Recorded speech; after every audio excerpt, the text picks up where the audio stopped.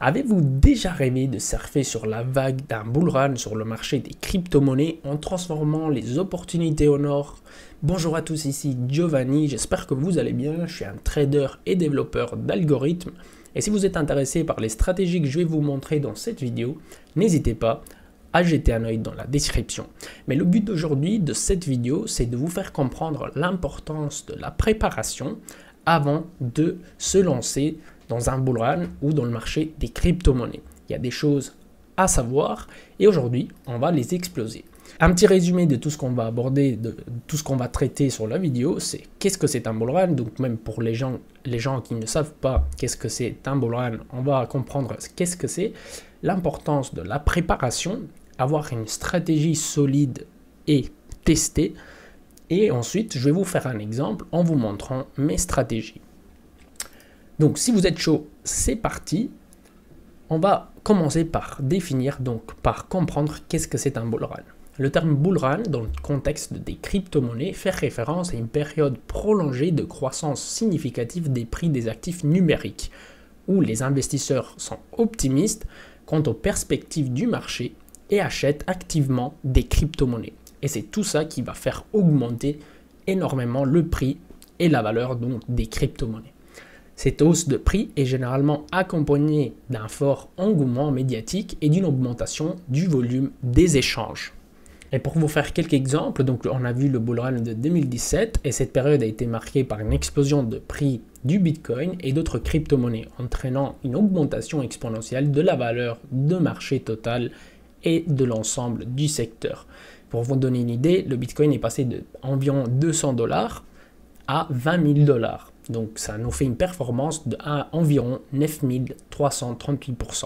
Ensuite, on a eu le bull run de 2020-2021. Cette période a été caractérisée par une nouvelle vague de hausse des prix des crypto-monnaies, avec le Bitcoin qui atteint des nouveaux sommets historiques, dépassant même son précédent record de 2017. Le Bitcoin, à ce moment-là, il est passé de 3 000 à 69 000 $, qui nous fait exactement une performance de 1622% à peu près. L'adoption accrue des crypto-monnaies par les investisseurs institutionnels et les grandes entreprises, ainsi que l'intérêt croissant pour les actifs numériques comme moyen de protection contre l'inflation, ont contribué à alimenter cette tendance haussière. Maintenant, si on a compris qu'est-ce que c'est un bull run, c'est tout simplement un moment, une période où les crypto-monnaies prennent énormément de valeur, on va passer à l'importance de la préparation. Comprendre le marché avant de plonger, avoir un plan et l'importance des signaux et des tendances. Si vous êtes encore là, c'est parti. Ce que je veux que vous compreniez dans cette vidéo, c'est que soit si vous voulez être un investisseur, soit si vous voulez être un trader, vous devez comprendre que les investisseurs intelligents accumulent pendant les périodes de marché baissier en suivant un plan bien précis. Donc quand il y a beaucoup de peur sur les marchés et que personne ne vole plus de crypto-monnaies, on n'en parle plus, les investisseurs intelligents accumulent. Les traders, au contraire, gagnent de l'argent avec des stratégies validées et en suivant leur stratégie. Donc aucun des deux, si vous voulez être un trader ou un investisseur, ne font pas les choses au hasard. Si vous avez compris ça, on va comprendre pourquoi beaucoup de gens se font mal sur les crypto-monnaies, donc perdent beaucoup d'argent. L'envolée des marchés, notamment lors d'un bull run dans l'univers des crypto-monnaies, peut sembler une opportunité en or pour réaliser des importants profits. Cependant, se lancer à l'aveugle, guidé par la seule euphorie du moment, est une recette sûre pour le désastre. Et c'est ce que je vous disais tantôt. Donc, bien avoir un plan défini. L'histoire des marchés financiers est jonchée d'exemples d'investisseurs qui, faute de préparation, ont vu leur capital s'évaporer aussi rapidement qu'il était apparu. La première étape d'une préparation solide est l'analyse du marché. Que vous êtes un investisseur ou un trader, il faut que vous compreniez dans quoi vous êtes en train d'investir ou de trader. Il faut comprendre les risques liés à ce marché. Et donc, cela implique de comprendre non seulement les tendances actuelles, mais aussi les facteurs sous-jacents qui les alimentent. Les bull runs ne se reviennent pas dans le vide. Ils sont souvent le résultat de changements fondamentaux dans la perception d'une crypto-monnaie, tels que des améliorations technologiques, des adoptions par des entreprises majeures ou des changements réglementaires favorables. Comme on a vu au début 2023, avec l'ETF Spot Bitcoin, tout a commencé à augmenter. Et là, on voit encore les résultats de cette de cette histoire. Et ensuite, avoir un plan. L'achat sans plan est comparé à naviguer en pleine tempête sans boussole. Avant d'investir, il est essentiel de définir ses objectifs, sa tolérance au risque et surtout sa stratégie de sortie. Ça ne marche pas le fait de dire « ouais, j'achète et puis bon, on va voir, je vais vendre et tout ». Non, sans savoir quand et sous quelles conditions vendre ou conserver est aussi important que de savoir quoi acheter. Une stratégie bien définie peut inclure des ordres stop-loss pour protéger le capital, des prises de bénéfices partiels pour sécuriser des gains et une diversification pour réduire les risques.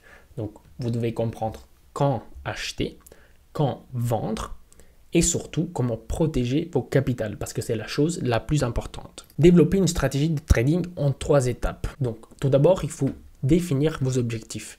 Commencez par clarifier ce que vous espérez accomplir avec votre trading ou avec votre investissement. Si c'est même ça peut être protéger votre capital de l'inflation, ça peut être gagner de l'argent, donc faire grandir votre capital. Ou en trading, ça peut être sortir un revenu mensuel ou encore faire grandir le capital. Que ce soit la croissance, encore une fois, du capital à long terme, le revenu régulier ou la spéculation à court terme. Vos objectifs guideront toutes vos décisions de trading ou d'investissement. Ensuite, planification des entrées, des sorties et de la gestion des risques. Point d'entrée et de sortie. Définissez à l'avance, donc à l'avance, pas aujourd'hui j'achète et puis on verra quand je vais vendre. Non, à l'avance, les conditions qui déclencheront l'achat ou la vente des crypto-monnaies. Cela peut être basé sur plusieurs choses, donc des niveaux de prix spécifiques, des changements dans les indicateurs techniques, macroéconomiques ou des événements de nouvelles par exemple. Développer une stratégie de trading en 3 étapes, donc encore une fois, la gestion de risque, établissez des règles pour protéger votre capital, comme l'utilisation d'ordres stop-loss pour limiter les pertes potentielles et la détermination de la taille des positions pour éviter une exposition excessive à un seul investissement. Donc l'importance de protéger votre capital est fondamentale. Et puis la flexibilité et révision. Soyez prêt à ajuster votre stratégie en fonction de l'évolution des conditions de marché. Révisez périodiquement votre approche pour incorporer les leçons apprises et optimiser vos résultats. Et si vous êtes prêts les amis, on va plonger sur les graphiques et je vais vous montrer qu'est-ce que c'est une stratégie de trading ou encore ça peut être d'investissement. Donc je vais vous montrer une stratégie que j'ai créée, ça s'appelle Roll Revers. Si vous êtes intéressé encore une fois, vous pouvez aller jeter un œil dans la description. Et ce qu'on va voir, c'est tout simplement avoir des signaux. Une stratégie, c'est avoir en gros des signaux clairs de quand rentrer et quand sortir. Maintenant, il n'y a rien dans le graphique. Moi, j'ai l'avantage d'être un développeur, donc je peux me programmer mes propres algorithmes. Et donc tout simplement, on va mettre la stratégie sur le graphique et grâce donc à la création d'algorithmes, on peut voir les statistiques avant de commencer à l'utiliser. Puis il y a plusieurs étapes dans le trading algorithmique. Avant, on va tester en démo, aussi dans le trading manuel. Mais voilà, on a les performances qui s'affichent. Par exemple ici, 541%, 185 trades, 36% de profitabilité, 1,88 et un drawdown maximum de 18%.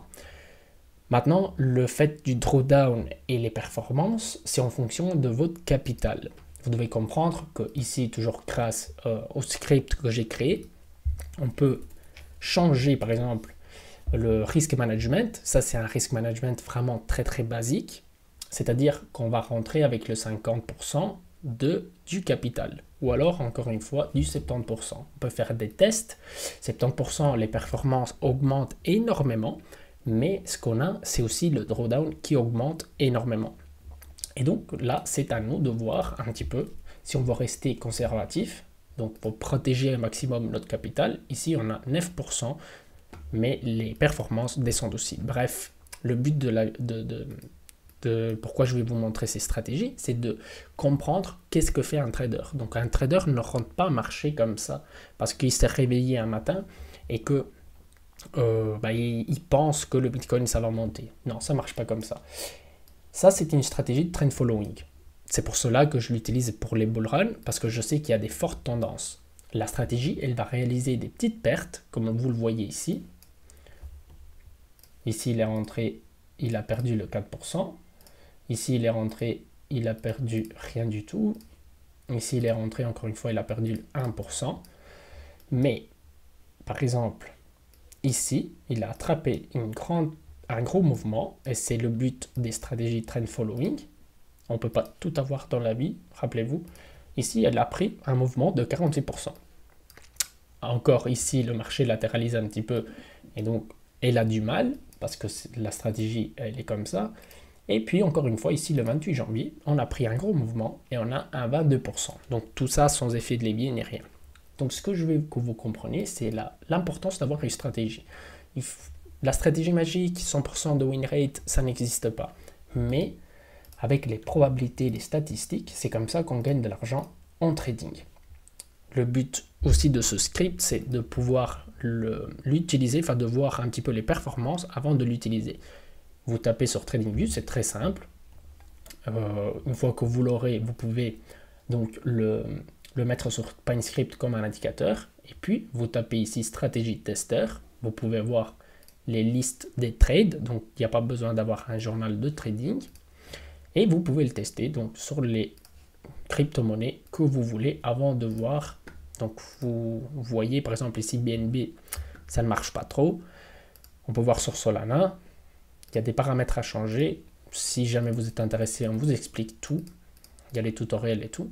Par exemple, il y a des paramètres à changer. Et ici, on voit que sur Solana, bah, ça marche. De toute façon, Solana, c'est un trend following aussi. Donc cette stratégie, elle est faite pour les assets de trend following. Par exemple, on peut aller aussi dans les actions, donc le marché boursier, et on voit que aussi sur Apple, en plus de ça, on a la possibilité d'aller juste long. On voit que sur Apple, elle fonctionne aussi. Elle fonctionne plutôt bien. On peut voir aussi sur Netflix, normalement. Elle a eu des très bonnes performances. Vous voyez, ça c'est Liquidity Line quand elle a été appliquée sur Netflix. C'est pas énorme parce qu'on n'a pas d'effet de levier ni rien, mais après tout dépend de votre risque. Donc moi je peux mettre ici 100% de capital. Ah non, c'est pas ça. Je peux mettre ici 100% du capital.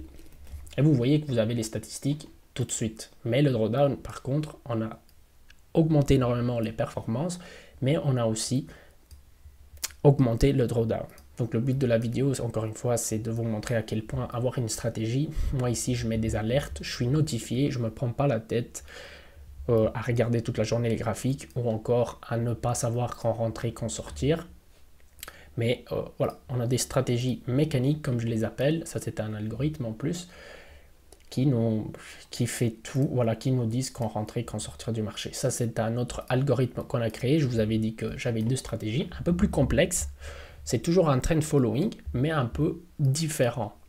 Et les statistiques sont beaucoup plus élevées. Regardez, 60% de probabilité de réussite, 423% de profit et le drawdown à 24% sur Bitcoin. Sur Ethereum, elle fonctionne encore mieux. Et puis sur Solana, le drawdown, il reste assez contenu et les performances sont plutôt bonnes. Donc voilà les amis. Qu'est-ce que c'est une stratégie? Une stratégie, c'est avoir clair quand rentrer, quand sortir. Moi ici, j'ai eu un signal d'achat. Je suis rentré avec 14, parce que ça c'est par rapport à mon risk management et tout. 10%, il me fait sortir 1,44 de position. Donc il me fait prendre des take profit partiels.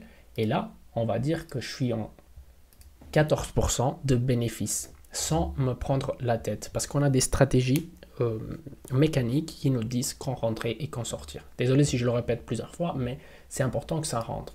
Je ne me lève pas au matin et je me dis... Ouais, Solana, elle a quand même augmenté beaucoup. Maintenant, je vais rentrer short ici. Non, parce que ça n'a pas de sens en fait. Ce que vous pensez, le marché s'en fiche. Vous pouvez avoir des analyses, vous pouvez faire des analyses et faire avoir des prévision entre guillemets, mais ça restera votre avis en fait, le marché s'en fout. Alors que si on a une stratégie, par exemple sur les crypto-monnaies, je peux vous dire que les deux choses qui marchent, c'est les moyennes mobiles et les niveaux de prix. Les niveaux de prix importants, par exemple les résistances, les hauts journaliers ou hebdomadaires, elles sont très sensibles. Et c'est pour cela qu'on a inventé des stratégies sur ça. Et donc, si vous voulez savoir si une stratégie marche, vous pouvez tout simplement rajouter un indicateur ou aller tracer les niveaux sur le graphique. Et ce que vous devez faire, c'est tout simplement du backtesting. Par exemple, ici, la moyenne mobile est rapide. Elle dépasse, elle croise la moyenne mobile lente. Donc, si je rentre ici, qu'est-ce qui se passe? Tu mets en replay. Vous mettez en replay et vous voyez un petit peu. Et vous faites ça des dizaines, des centaines de fois. Maintenant, je vais clôturer quand la moyenne mobile croise à l'inverse. Donc, là, elle n'a pas encore croisé. Donc, vous voyez, les moyennes mobiles fonctionnent plutôt bien. Enfin, vous voyez, moi, c'est parce que j'ai fait l'algorithme, mais en fait, pour comprendre si quelque chose marche ou pas, il va falloir faire du backtesting. Et donc, les amis, tout simplement, tracer des niveaux, regarder ce qui se passe. Par exemple, encore une fois, qu'est-ce qu'on peut faire? On peut